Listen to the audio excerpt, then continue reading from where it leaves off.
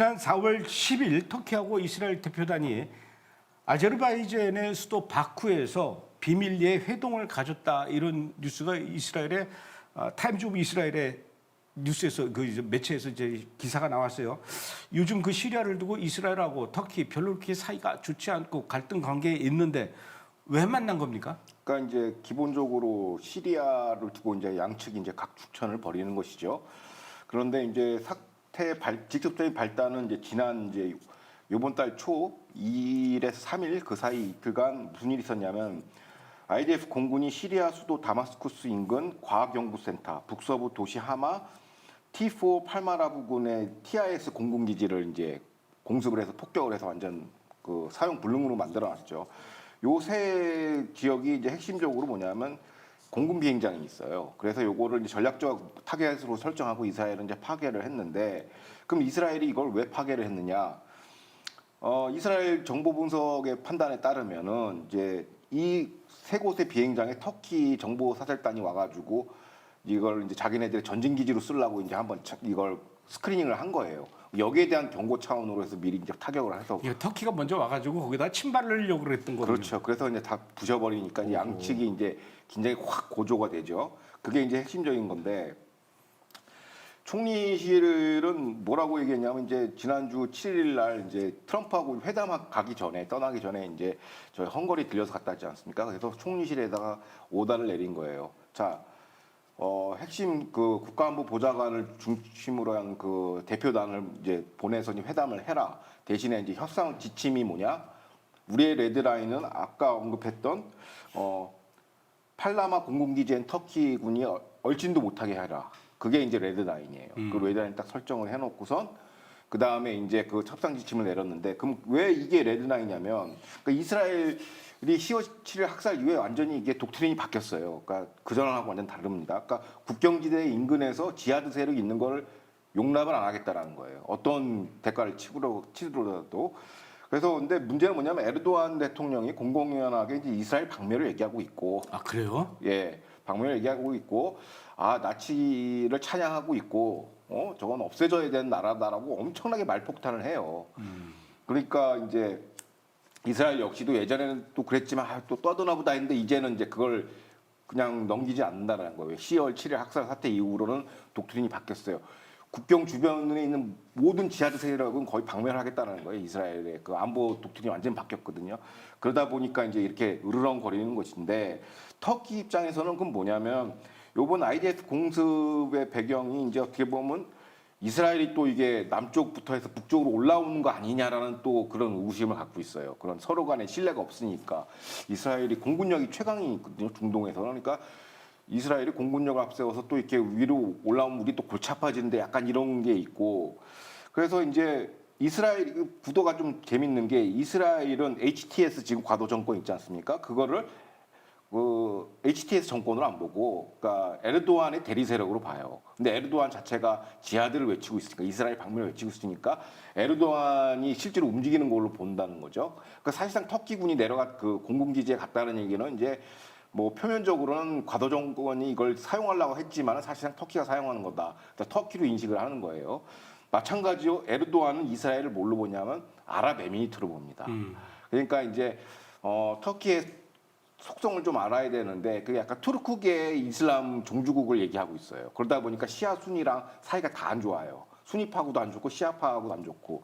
그래서 혹시 아랍에미리트랑 이스라엘이랑 친하니까 아랍에미리트가 순위파 무슬림을 확대하기 위해서 또 올라오는 거 아니냐는 또 이런 의구심을 갖고 있어요. 그러니까 상대에 대한, 서로에 대한 불신이 그 우리 상상 이상을 초월하기 때문에 그 불신을 해소하기 위해서라도 이제 핫라인이 필요하다. 군사적으로 핫라인. 뭐든 서로 이제 우발적인 충돌을 막기 위해서 그런 걸 이제 그런 필요성이 있죠.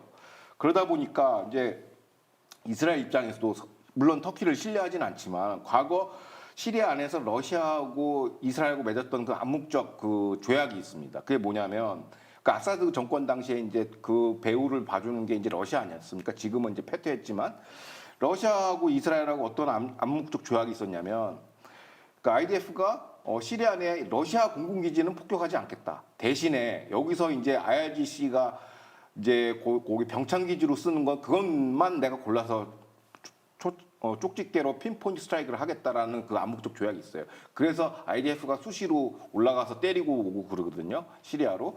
그런 정도의 어떤 전략적 합의를 좀 원하는 것 같아요. 이스라엘 쪽에서도. 신뢰는 하지 않지만. 그래서 어떻게 보면 아사드 붕괴 이후에 터키, 이스라엘 새로운 채널이 필요한 거는 양측이 공감해서 이번에 회담이 된 겁니다. 그런데 그렇게 이스라엘하고 터키하고 한 라인이 필요하다는 거는 어느 정도 좀 이해가 가요. 이해가 가는데 하필이면 근데 장소가 두 나라가 만나는 장소가 앞서도 얘기했지만 아제르바이잔의 수도 바쿠였어요. 그거는 아제르바이잔이 야 우리나라에 와서 너네들 만나라 이렇게 얘기를 한 겁니까? 왜 하필이면 그 회담 장소가 아제르바이잔이었습니까? 그러니까 지금 트럼프 2.0 이후, 그러니까 10월 7일 삐삐 공작 이후에 중동 전후를 그러니까 완전히 바뀌었어요. 그 작법이 중동의 무에 바뀌었는데 새로 등극한 플레이어가 이제 아제르바이잔입니다. 그러니까 아제르바이잔은 그러니까 기본적으로 그렇죠. 터키하고 이제 이스라엘 중재를 하려면 양측 국가하고 친한 나라가 나서야죠. 제3자가 누가 우리 일상적인 우리 사회생활을 하더라도 이제 누가 싸우면 양쪽이랑 친한 사람이 중재를 쓰지 않습니까? 그런 것처럼 아제르바이잔이 터키하고도 친하고 이스라엘하고도 친해요. 자, 그러면 왜 터키랑 친하냐? 같은 투르크 계열이에요. 그렇기 때문에 형제 국가이기 때문에 이제 친하고 동시에 이제 아제르바이잔하고 이스라엘하고도 친한 이유가 이제 서로 국방과 에너지 안보를 공유하는 사이예요. 이스라엘의 원유는 주변국 사우디에서 오는 게 아니라 아제르바이잔 그 카스피언안에서 BTC 파이프라인을 통해서 이제 오기 때문에 에너지 동맹이고 동시에 그 대가로 이스라엘은 아제르바이잔한테 엄청나게 첨단 무기를 갖다 공급을 해줘요. 그 덕분에 아르메니안 내전에서 거의 지금 승기를 잡았죠. 그래서 이제 이런 식으로 양쪽과 친한 국가가 나서서 이제 중재를 한 거죠. 그러니까 형님들 오세요. 그러니까 서로 이제 회담 장소 놓고 서로 티격태격 하지 않습니까? 기싸움을 하기 때문에 바쿠에서 합시다 형님들 해가지고 모신 거죠 사실상. 그래서 거기서 회담 장소가 그래서 바쿠인 거고 결론적으로 함의는 뭐냐면 첫째 이게 뭐냐면 요런 이제 터키와 이스라엘의 분쟁이 발생하면은 이런 걸 중재해야 되는 게 누구냐면 미국이 해야 돼요. 워싱턴 DC가 해야 되는 거고. 근데 사실상 요번에 아제르바이잔이 딱 선방 치면서 국제사회에 보여주는 거죠. 새로운 이제 어떻게 보면 쇼케이스를 한 거예요. 난 중재국이 될 수가 있다라는 걸 보여준 것이고, 그러니까 이런 아제르바이잔 중재 노력이 주변국하고, 그러니까 주변국 특히 미국에 하고 이제 충돌이 일어나면 이제 문제가 되는데 정확하게 일치한다라는 거예요. 왜냐하면 터키, 이스라엘 둘 다 이제 미국의 동맹국가 아닙니까? 저희 터키는 나토 회원국이고 그러다 보니 이 두 동맹국이 싸우는 거를 원치는 않죠. 그러니까 어떻게 보면 입장이 아제르바이잔하고 미국하고 같은 거죠. 그러니까 자리는 이제 아제르바이잔이 깔았지만 나중에 얘기했지만 미국하고 전략적 방향이 같다. 그래서 요번에 아주 힘을 제대로 받은 걸로 보여집니다. 아제르바이잔이. 결국은 아제르바이잔하고 터키하고 이스라엘 이 세 나라가 공통적으로 적대적 관계를 갖고 있는 게 이란 아닙니까? 그래서 결국은 이 세 나라가 이란과 맞서서 싸우자 뭐 이런 걸로도 볼 수 있습니까? 그렇죠. 이제 터키는 앞서 얘기했지만 시아 수니파를 다 싫어해요. 왜냐하면 자기 투르크 정통의 또 무슬림을 또 강조하니까 오스만 제국을 강조하니까 시아파하고 수니파 다 싫어하는데 터키는 특히 지금 무슨 일이 발생하고 있냐면 시리아 안에 이제 아사드 정권이 몰락했지만은 그 잔존 세력이 존재해요. 그거 지금 토벌전을 벌이고 있거든요. 그리고 실제로 지금 IRGC가 여기서 또 작전 지원을 하고 있어요. 그렇기 때문에 터키랑 이란이랑 앙숙이고 그 첫 번째 아제르바이잔도 마찬가지예요. 터키랑 이제 국경을 맞대고 있어서 뭐 약간 좀 껄끄러운 것도 있지만 실질적으로 이제 같은 시아파예요. 어떻게 보면 아제르바이잔 시아파 무슬림인데 그렇다고 해서 이게 그 이란 같이 신정 체제를 원치는 않아요. 그러니까 그래서 또 이란이 또 그 아제르바이잔 내정 간섭 엄청나게 많이 하고요. 여기서 또 아제르바이잔 안에 또 유대계 랍비가 있는데 여기에 대한 암살 사주도 했어요. IRGC가 저기 조지아에 있는 마약 그 조직을 동원해 가지고 암살했는데 이번에 아제르바이잔 공안 당국이 그거를 갖다가 이제 중간에 완전 그 처단을 시켜버렸죠. 그래서 사망하지는 않았는데 아제르바이잔하고 사이가 또 안 좋고 이란하고. 그럼 뭐 이스라엘은 뭐 이란하고 같은 나라에서 존재할 수 없는 상대니까. 근데 이란 안에도 아제르바이잔 사람들이 많이 있지 않아요? 그렇죠. 한 20% 됩니다. 소수민족 중에 제일 많아요. 이란에? 이란 안에요. 아제르바이잔 사람들이 그렇죠. 한 20% 된다고요? 그렇죠.